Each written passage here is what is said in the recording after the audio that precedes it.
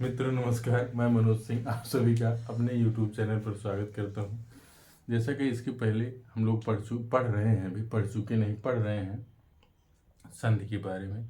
संधि में हमने स्वर को पढ़ लिया है और व्यंजन को पढ़ लिया है। अब धीरे आज जो है विसर्ग की शुरुआत करते हैं। विसर्ग में एक एक नियम, जैसे व्यंजन में कोई नियम, एक एक नियम को हम साथ पढ़ते चलेंगे, उदाहरण को देखते हुए चलेंगे। उसी तरीके से विसर्ग में भी देखेंगे और उसके बाद आइए। हाँ, एक नियम, सबसे पहला नियम है विसर्ग का ओ हो जाना। जब कहीं विसर्ग का ओ हो जाता है तो कैसे होगा, आइए हम लोग इसको देखते हैं। जैसे यदि विसर्ग के पहले, अभी आपको बताएंगे विसर्ग के पहले आ आता कैसे है। पहले नियम देखिए, विसर्ग के पहले आ आए और बाद में आ आए, या प्रत्येक वर्ग का तीसरा, चौथा, पांचवा। हाँ, प्रत्येक वर्ग का, जैसे तीसरा का, खा, गा, घा और अंगा, यही दो वर्ग हैं। एक वर्ग में 5 वर्ण होते हैं।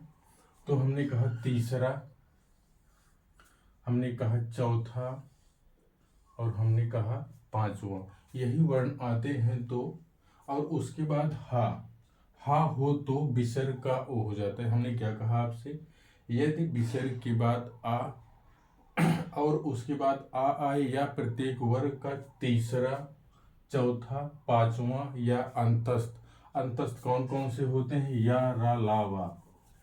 अंतस्थ या, रा, ला, वा, यही तो अंतस्थ हैं। अंतस्थ वर्ण आए या हा आए तो उसके स्थान पर क्या हो जाता है, विसर्ग का ओ हो जाता है।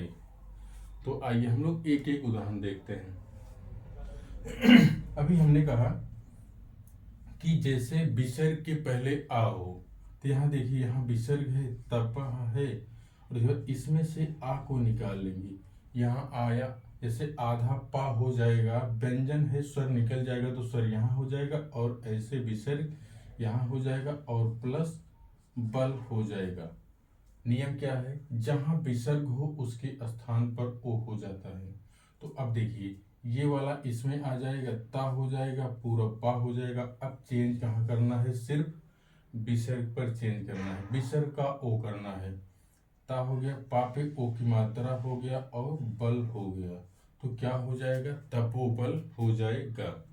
ठीक, इसी तरीके से दूसरा उदाहरण हम देखते हैं।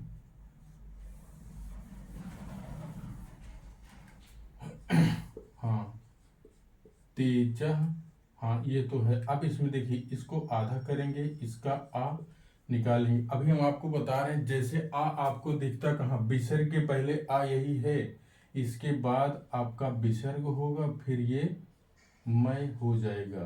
तो करना क्या है, ये तो पुनः अभी इसी में है, इसको हम आपको समझने के लिए बता रहे हैं, नहीं तो ये ऐसे ही रहेगा।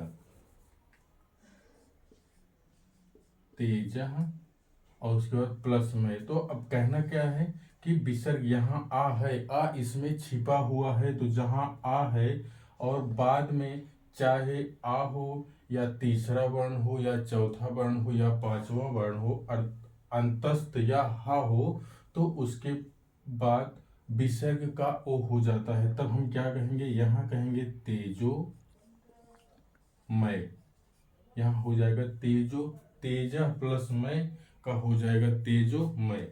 इसी तरीके से दूसरा उदाहरण देखते हैं।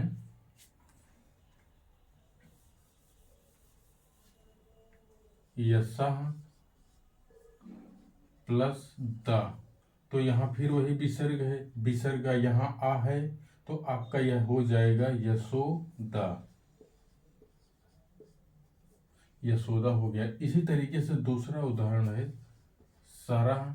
अभी र से आ को निकाल लेंगे, आ समझने के लिए, उसके बाद फिर विसर्ग हो जाएगा, फिर जा हो जाएगा, तो फिर यही हो जाएगा रा, ये इसमें आ जाएगा तो रा पूरा हो जाएगा, विसर्ग का ओ हो जाएगा तो सरोज हो जाएगा। ठीक, इसके बाद और एक दो उदाहरण हम लोग देखते हैं।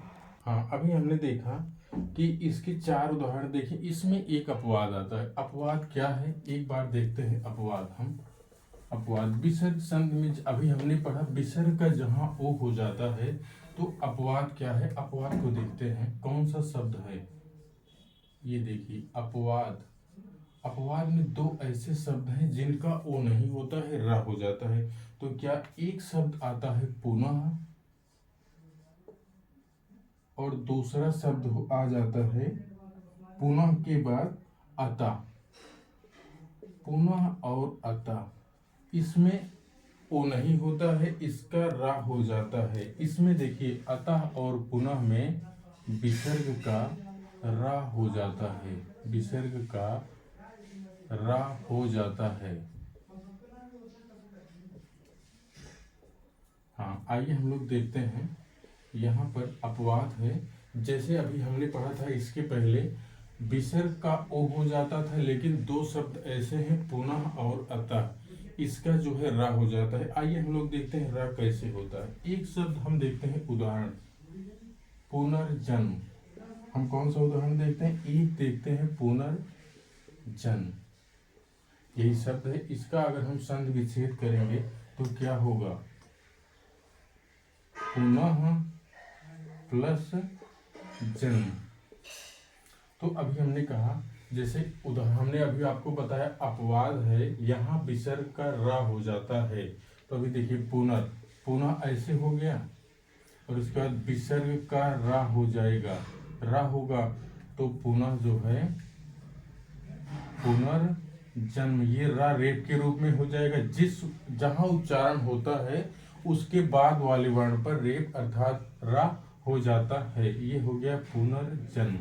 पुनर्जन्म में हमने आपसे बताया था दो ऐसे शब्द हैं पुनः और अतः जिनका विसर्ग का ओ नहीं होता है, रा हो जाता है। तो हमने आपसे पहला उदाहरण बताया पुनर्जन्म, पुनः प्लस जन्म जिससे विसर्ग का रा हो जाता है तो पुनर्जन्म हो जाता है। इसी तरीके से एक दूसरा शब्द है, हाँ, अंतर्धान। एक शब्द है सबसे पहले अंतर्धान, यही शुद्ध शब्द है। अभी हम देखें अंतर्धान, यही शुद्ध शब्द है। अंतर्ध्यान कतई नहीं होता है। कुछ लोग तो ये अंतर्ध्यान कहते हैं जबकि ये गलत होता है। यही अंतर्धान शुद्ध शब्द है। तो देखते हैं हम लोग अंतर्ध्यान में कैसे होगा, अतः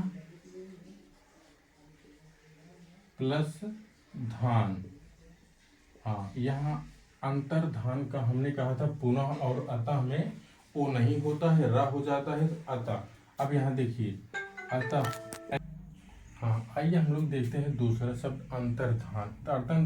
अंतर्धान यही शुद्ध होता है, अंतः प्लस धान। तो इसको जब करेंगे यहाँ विसर्ग का रा हो जाएगा, विसर्ग का रा हो जाएगा तो ये अंतर रा यहाँ जैसे जिसका संबोधन जहाँ होता है उसके बाद वाले वर्ण पर लग जाता है तो यहाँ अंतर्धान हो जाएगा। ठीक, अंतर्धान पहला। और इसी तरीके से दूसरा उदाहरण देखते हैं निरोग, निह प्लस रोग। तो यहाँ पर क्या होगा, निह प्लस रोग है तो इसका निरोग हो जाएगा। इसका अगले क्लास में आपको हम बताएंगे कि यहाँ ना छोटा है लेकिन यहाँ पर दीर्घ कैसे हो जाता है। इसको हम अगली क्लास में आपको बताएंगे। एक उदाहरण और देख लेते हैं इसी का जिसमें रा हो जाता है। एक शब्द है पुनः मुद्रण, पुनः प्लस मुद्रण। तो इसका क्या हो जाएगा, यहाँ विसर्ग का परिवर्तन विसर्ग का होगा, विसर्ग का रा हो जाएगा तो यहाँ क्या हो जाएगा पुनर्मुद्रण हो जाएगा, पुनर्मुद्रण हो जाएगा। ठीक है, अगली क्लास में और हम संधि के बारे में बात करेंगे। तब तक के लिए नमस्कार।